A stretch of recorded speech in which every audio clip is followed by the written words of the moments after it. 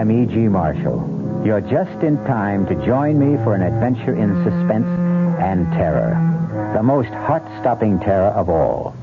Not the terror of the eccentric, the grotesque, or bizarre, but the chilling terror that slowly emerges when one discovers that all the standards, the laws, the customs that have so naturally governed our existence have suddenly been revoked or repealed and no longer apply.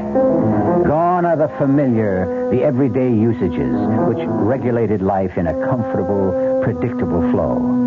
And you are suddenly confronted with a living nightmare of chaos and anarchy. Our mystery drama, To Kill with Confidence, was written especially for the Mystery Theater by Sam Dan and stars Marion Seldes.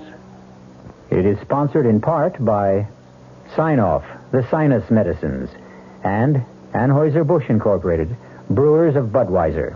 I'll be back shortly with Act One.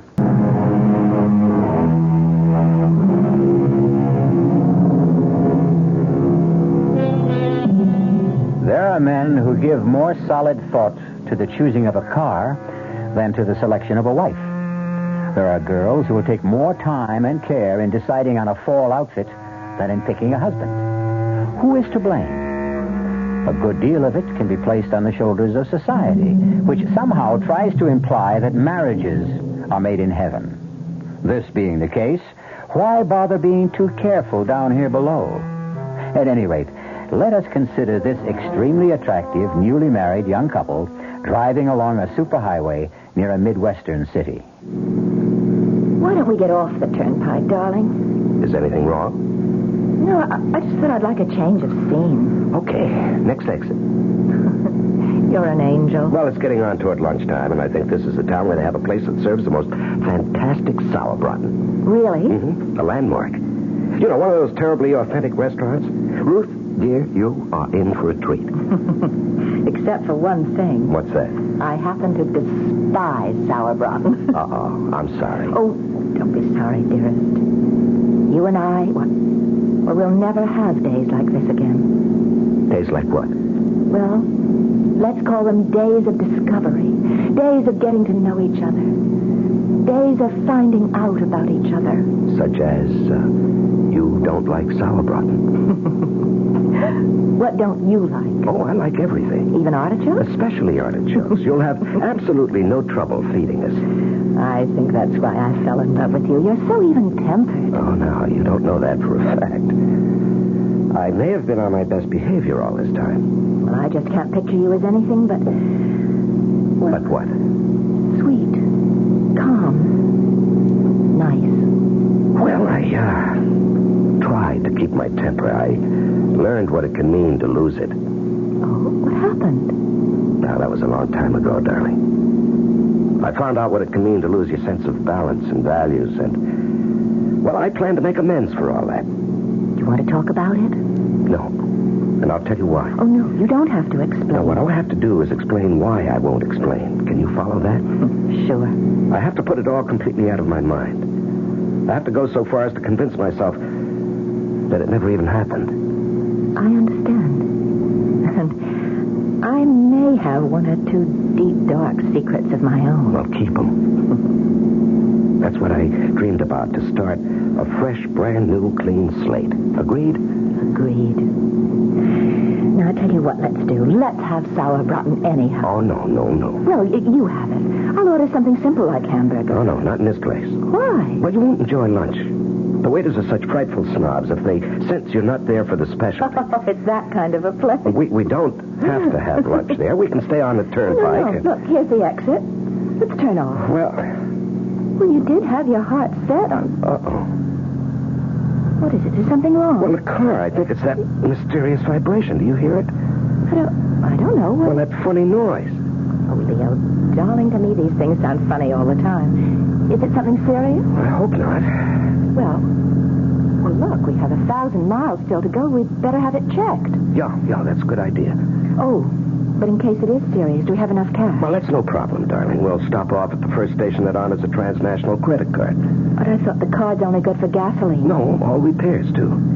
Oh, look, just up ahead. There's a big blue transnational sign that says Frank's Quality Service. Let's pull in and have the motor checked.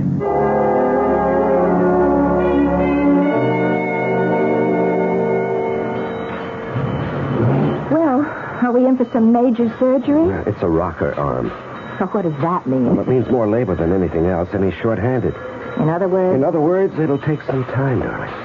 Well, does that fit in with our plans? We did intend to have some lunch. We could do that, darling, except, What is it?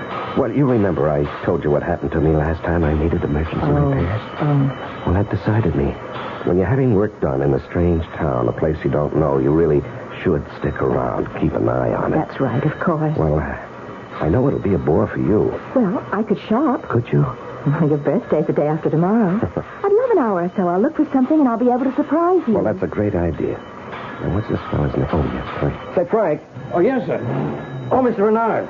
Yeah, what can I do for you? You've got about an hour on my car? Oh, say an hour and a half and be safe. Well, my wife would like to do a little shopping. Well, you're in luck. We got us a shopping center just 3 blocks from here. It's called the Golden Mall. The Golden Mall? Yeah. They got the top stores there. All the big ones from New York, Chicago. How do I get there? Oh, it's just 3 blocks up. See that traffic light? Yeah. You turn left, go 1 block. There it is.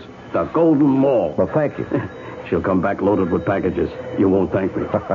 Darling, make sure you remember the name of this place. Huh? Yeah. It's Frank's 24-hour quality service. Open 24 hours a day. Everybody in town knows me. Well, let's see. It's exactly 12 noon. Darling, I'll see you at 1:30. Make sure you remember the address, ma'am. It's 1776 Jefferson. I mean, how can you forget that one, huh?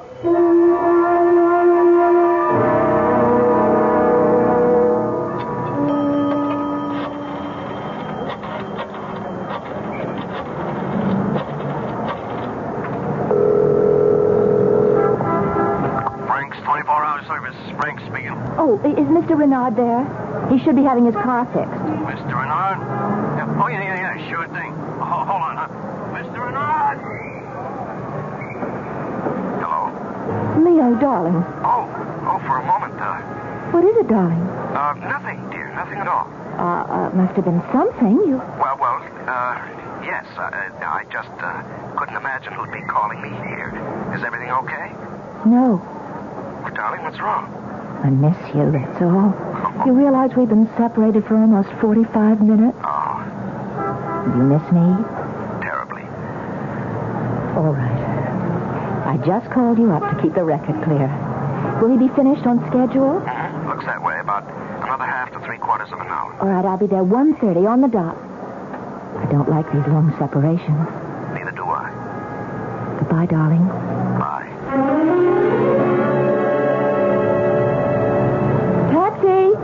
Taxi!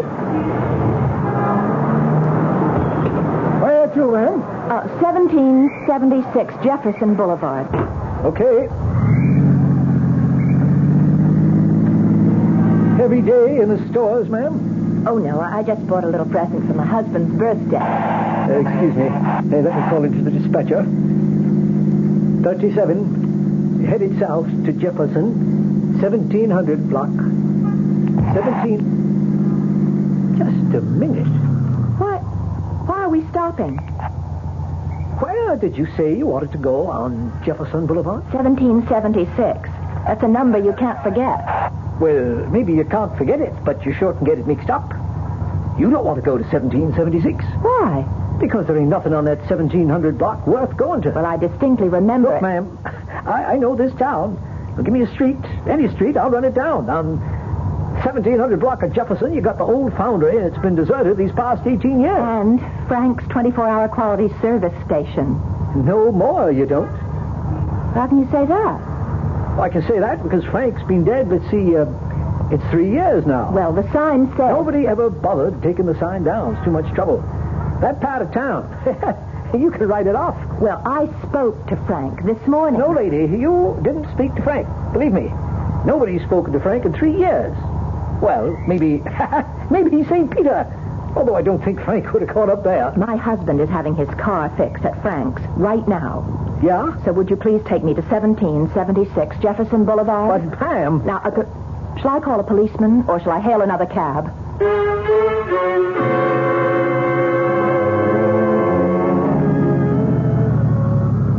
Ma'am, here you are. 1776 Jefferson. And it says Frank's Quality Service, so I was right. What were you trying to... Look at what else it says on the windows. Those big signs. This property for sale. No. Look, ma'am, the place is empty. It's been empty since Frank died. But it can't be. We were high school pals, Frank and I. Look, I was here just this morning. I was here. I remember going to Frank's wake. We drove in, and those signs weren't up there. There were cars parked and men working in there, And we went to the funeral. He told Leo, my husband, he told Leo that the rocker arm needed fixing. Ma'am, are you sure you want this place? My husband. I left my husband here. No, ma'am, I'm afraid you didn't leave anything or anybody. Leo is in there, in that garage. Where are you going? Can't you see it's locked? It's been locked for 3 years. There's nobody in there. I'm telling you, there's nobody in there. What happened to my husband? What did they do to my husband? Now, calm down, ma'am. Think. Are you sure this is the same? I'm sure. I know. Don't you try to talk me out of it. I know. I was here exactly 1.5 hours ago. I was here. This place was open. This service station was operating, and there was a man here, Frank. How do you know his name was Frank? Because the name was written on his shirt. Now, look, ma'am, I don't know what's going on. My husband. I want my husband. Now, what happened to him? Ma'am, try to hold on to yourself. Don't pass out, please. Don't faint on me. I wouldn't know what to do. Here, let me help you back to the cab. Leo, what did they do to Leo? Oh, no. 37. 37. Come in, quit fooling, answer me. This is 37. Get me some cops. Get an ambulance. Get everybody over to 1776 Jefferson. On the double, huh?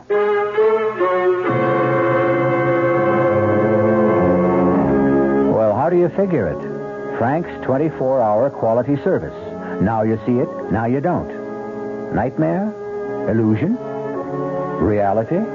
Which are we dealing with? Could it be a mixture of all three?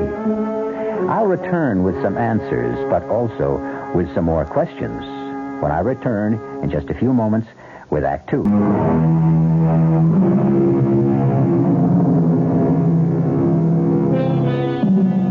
Why don't you do some shopping while I'm having the car checked? Asks newlywed Leo Renard of his wife Ruth. Reasonable enough.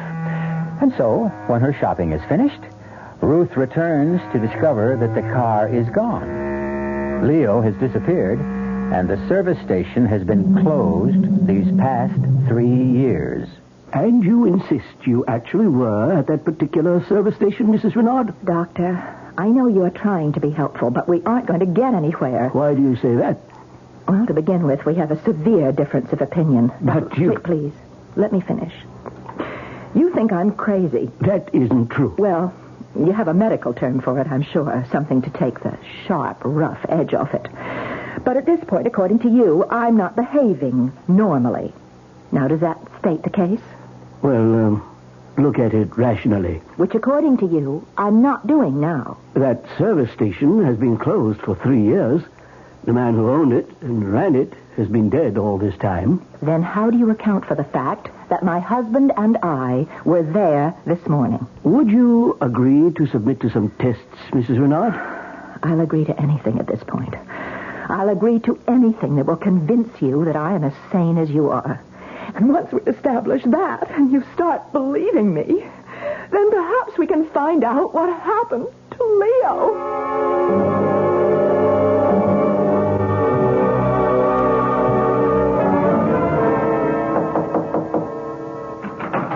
Yes? May I come in? Who are you? Lieutenant Powell, City Police. Oh, suppose you can come in.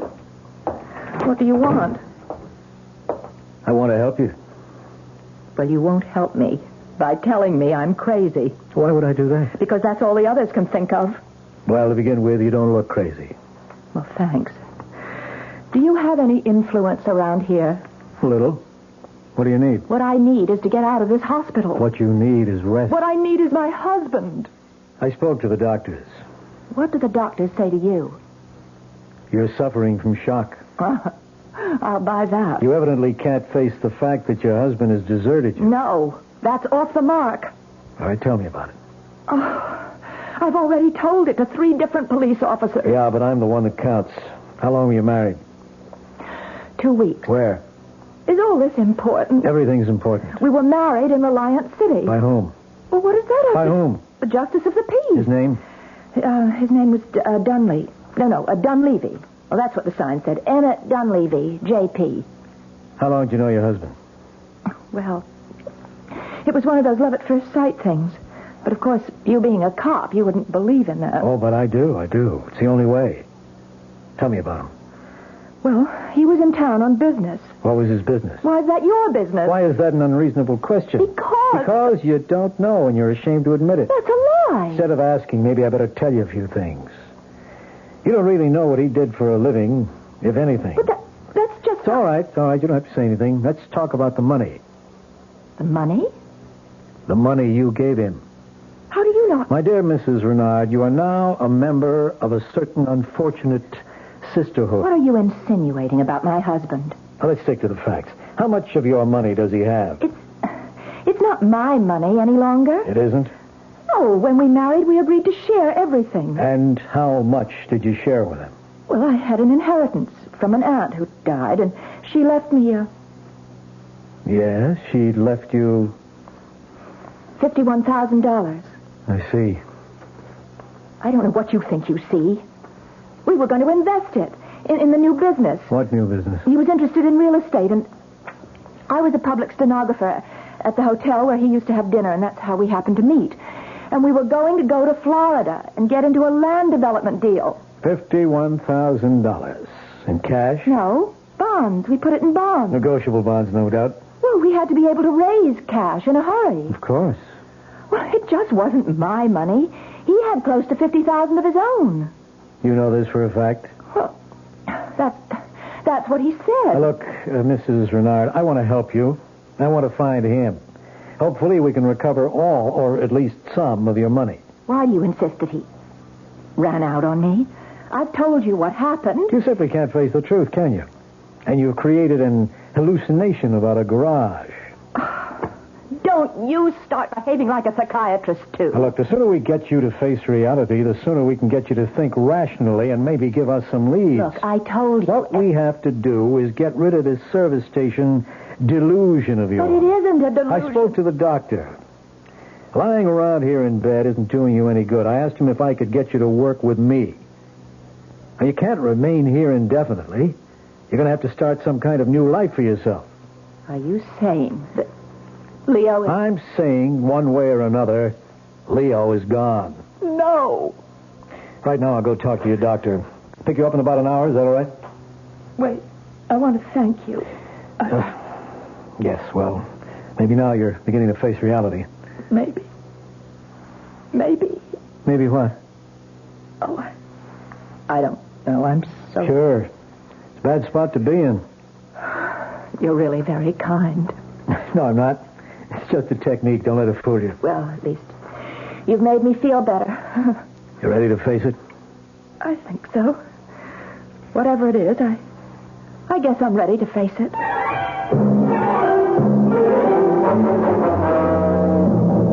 You wanted to see what Mrs. Renard was carrying when she was brought here, Lieutenant? It's important, Doctor. Well, we're about to give her things back since we're releasing her. Just her clothes. That's not important. Her handbag. And this package. It's from Milady's. Well, that's the most exclusive women's shop this side of New York. I suppose she believed in treating herself right. Why not? It was her money. Anything in the handbag? Oh, the usual odds and ends. Papers? We couldn't find any. Driver's license? Nothing. No credit cards. No identification. Well, that doesn't sound right. Well, she said she was going off just briefly to shop, and she didn't want to be loaded down with a big handbag. So she just took a small purse with some money and makeup, left everything else in the car. There is this snapshot. Must be Leo. He'd have to be Leo. You know something? He looks familiar. He looks familiar because you've convinced yourself he's a confidence man. That's right, he has to be. A smooth, experienced operator, too, which means he's been around, which means he may have done time, which means there's a make on him. His photo's been passed around throughout the country, and I would have seen it, and so maybe I'm remembering it subconsciously. All you cops are getting into psychiatry these days. Is that good or bad? Listen, let me borrow this snapshot. I'll have the boys run it down.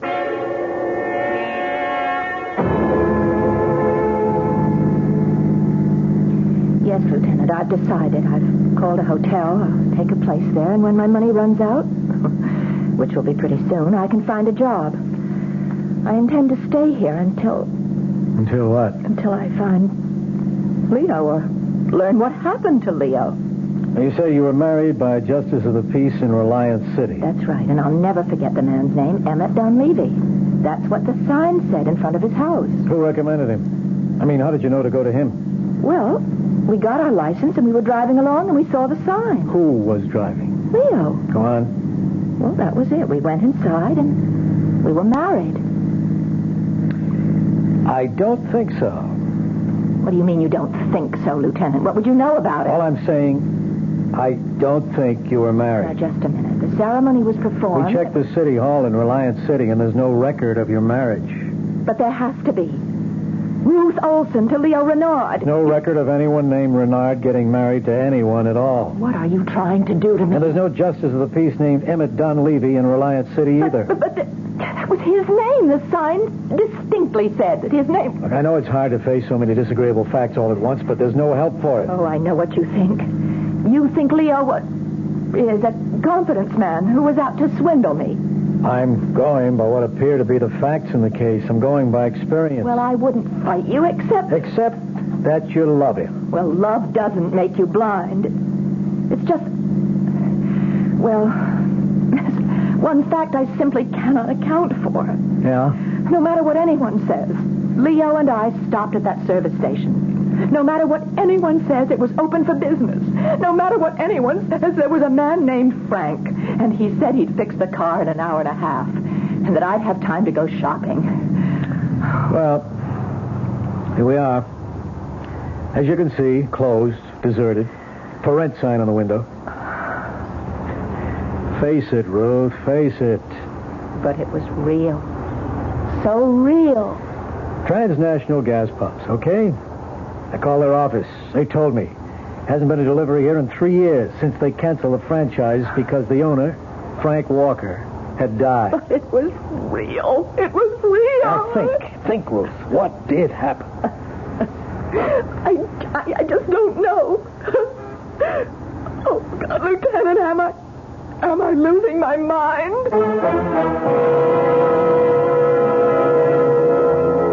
But the service station was there. A man named Frank was there. We heard him speak. Or did we? Did the conversation actually take place at 1776 Jefferson Boulevard? Or was it all taking place in the mind of Ruth Renard, whose last name may not even be Renard, since there's no record of her marriage either? I'll be back shortly with Act 3.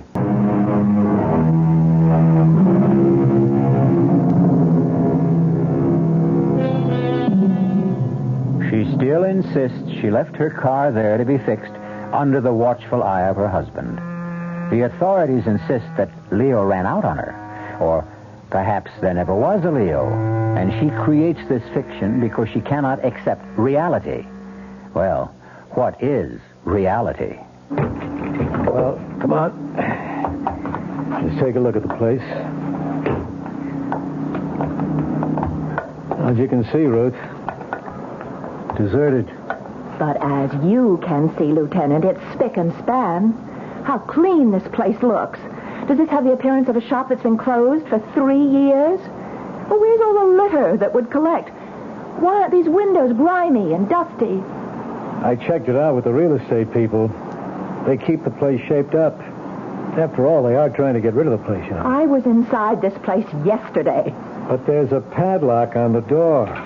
Whatever you want to say, however you want to say it, I know this. I was here. Okay, let's go inside. The real estate people gave me the key. You don't believe me. It's obvious by your manner.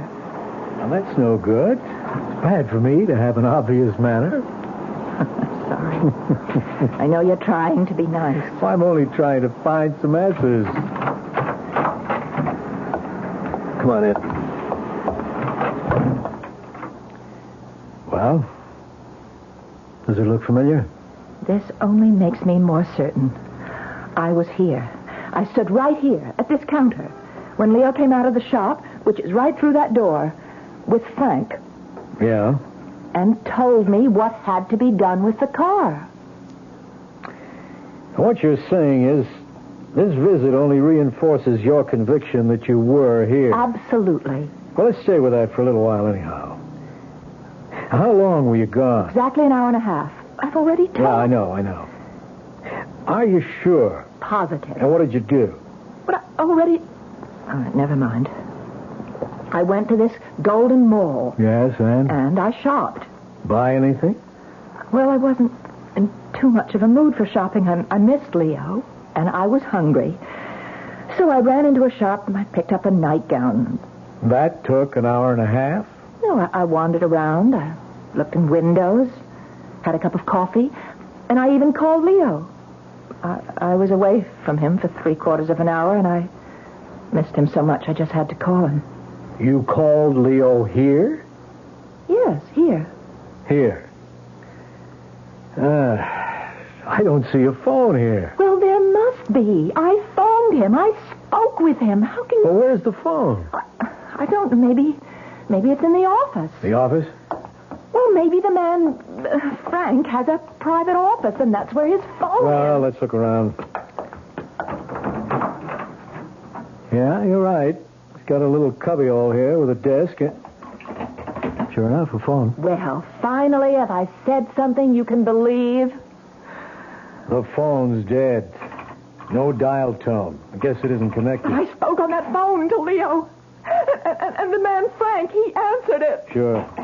Oh, your tone of voice. Please, I don't mean anything. You can't help it. You want to be nice to me, but you think I'm crazy. No, I'm trying to go along with it. With what? With everything you say. What we need right now, more than anything else, is a break. Who knows? Maybe we'll get one.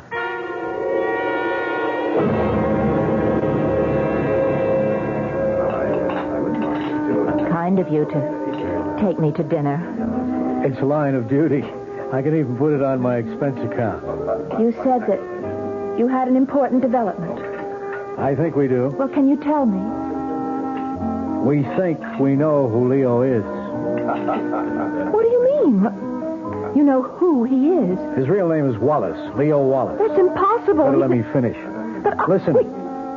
We had his picture. Where? How? And how could you get his picture? It was in your handbag. Oh. I ran it through the routine, and there's a very strong likeness to a Leo Wallace.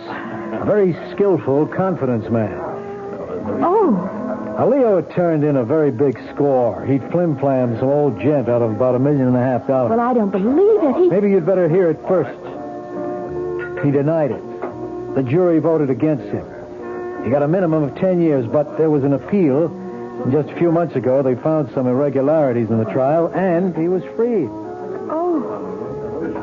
Now, about the money. The money? The money he's supposed to have stolen. Oh. If he did steal it, he has it hidden somewhere. So, you see, there's a motive on someone's part to get him and get at the money. I never dreamed that Leo could... Yeah, well, as I say, we can't prove it. All we know is that your Leo's picture looks like this Leo Wallace. Then I don't have to be crazy. This could have all been just a plot, don't you see? You thought Leo was out to steal my money, and as it turns out, there were people after Leo. They could have arranged the whole service station setup.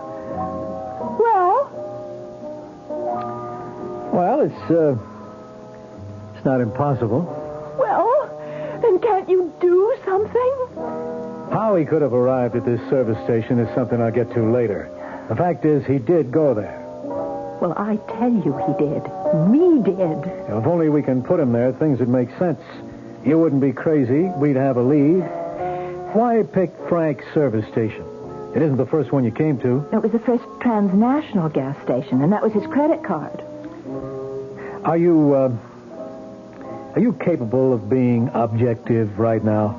I'm trying to prove to you I am not crazy. Well, pretend for a moment that all this happened to somebody else. Pretend that this is a story I'm telling you. I don't see what... A young woman tells a cab driver to take her to a non-existent gas station. But I had been there with my husband. We don't know that. We only have your word for it. So, when they arrive, she becomes hysterical and she tells the story you've told us. Okay, we check.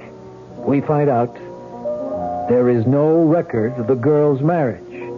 No record of the justice who she claims married her to her husband. And her husband is most likely a notorious confidence operator, newly released from jail. Why would I lie to continue, please.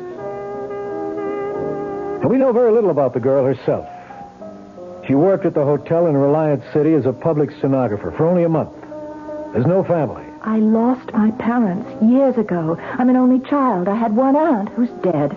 Well, everything is so vague. We can't find anyone who's ever seen this girl with her husband. But we stopped at 3 motels between here and Reliance City. No one remembers seeing a Mr. Renard. You can check their registers. They must prove they're Mr. and Mrs. Renard stopped there. Two of the clerks remember a Mrs. Renard. That's because I went into the lobby to sign the registers while Leo took care of the bags. Now, once again, we have that same problem. Admit it now. If this were someone else's story, would you believe it? All right, I know. It sounds like... But if it is a hallucination, where did it start? No, it's real. You said to the cabbie that you bought a gift for your husband. I did. No, you didn't. You bought a nightgown at Milady. Oh, but Why would you lie? Oh, maybe it isn't a lie. Maybe subconsciously you know you don't have a husband, therefore you really couldn't buy him a present. Then why would I have his picture in my purse? You may have found it somewhere. Maybe without knowing it, you fell in love with his picture and... Why is it all so real? I keep tripping you up all the time. Your story has so many holes. For instance, why do you say you called from the mall when that phone has been disconnected for 3 years? But I did call. You have to believe me. Well, that means I have to believe your whole story, all of it. All of it is true. Yeah, and yet I can't check any of it.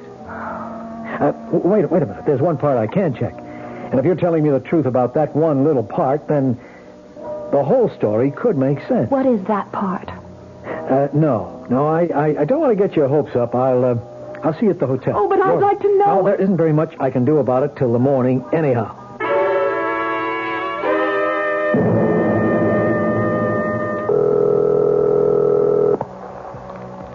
Sergeant Flowers? It's Lieutenant Powell. Sergeant, there's a telephone at 1776 Jefferson Boulevard. You got that? Yes, sir.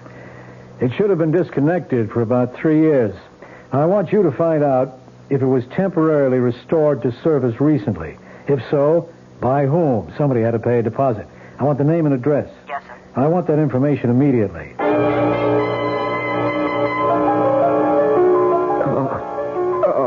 Okay, Leo, take a little drink. That's good.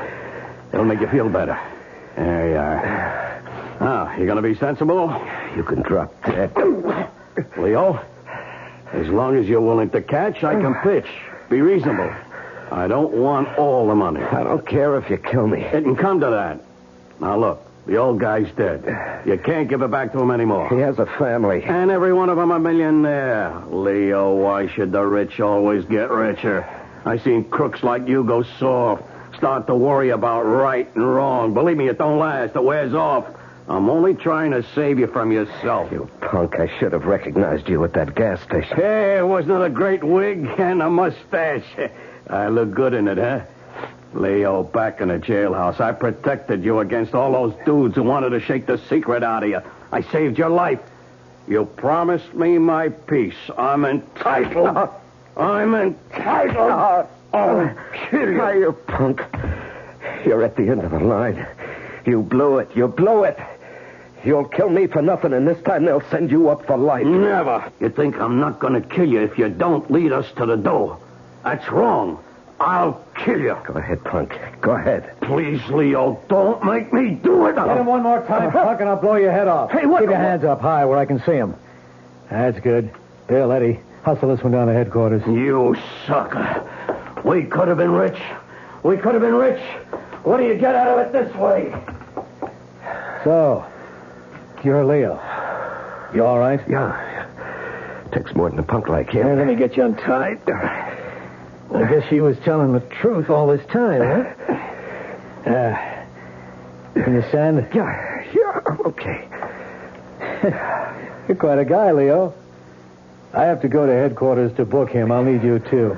Sure. I know you want to see Ruth. Why don't I drop you off at her hotel? You'll want to be alone for a while. Yeah, thanks. You can both come down later. There's no hurry.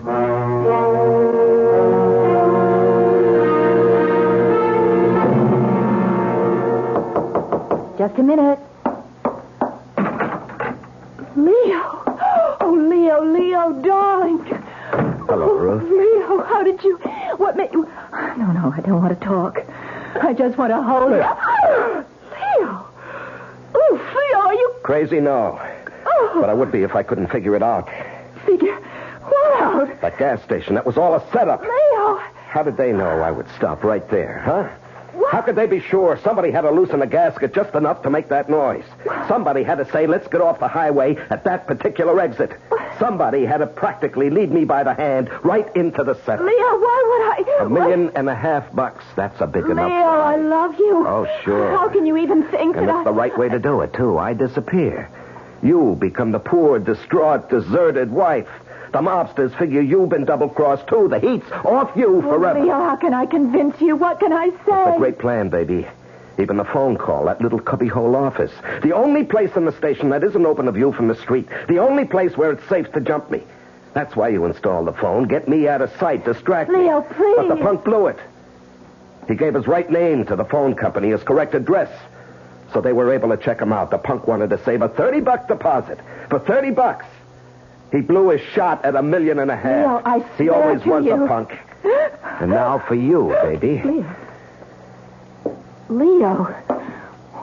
Why are you looking at me like that? I think I'm going to kill you. Leo, it's all in your mind. Oh, sure. Oh, I swear I had nothing to do with it. I love you. I love you. Let me prove it. Wait, here. Look, that's my purse on the night table. See? In the purse there's a .22 caliber revolver. You look inside it. All right. You'll find it. Now, if you really think I'm guilty, go ahead and kill me. Won't you? Kill me. What are you waiting for? You see, you can't do it. You love me. You can't do it. You love Leo, me. don't be crazy. Lieutenant Powell, Leo's gone crazy. Just stay where you are, pal. Just stay there. Leo, what are you going to do? Are you out of your mind? I let you come up here alone so you could figure it out for yourself. Yeah, I understand, and I have to kill her. Lieutenant, you can't just stand there. There's nothing he or anyone else can do, Ruth, except... Hey, Paul, if she goes to jail, what can she get? At least 10. 10, huh? In 10 years, that beauty, that terrible, overpowering beauty of hers that blinds you, that beauty will be gone. She'll be old, worn and bitter, as good as dead, with almost half a lifetime still in front of her. Leo, give me a chance. If I kill her now, it's too easy. Leo. That will be over in a second. Take her, Lieutenant. Take her. We'll kill her the right way, legally. Just... Leo, I love you. I love you too, Ruth. I love you more than anything in this whole wide world. But I'll get over it. You'll never get over me. Oh, I'll get over you, baby. And if I can't, if I don't, if I still love you 10 years from now, I'll be waiting for you. Outside the prison gate.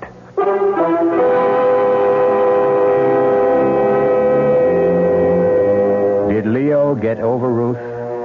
Or did his love continue? Did he meet her at the prison gate 10 years after?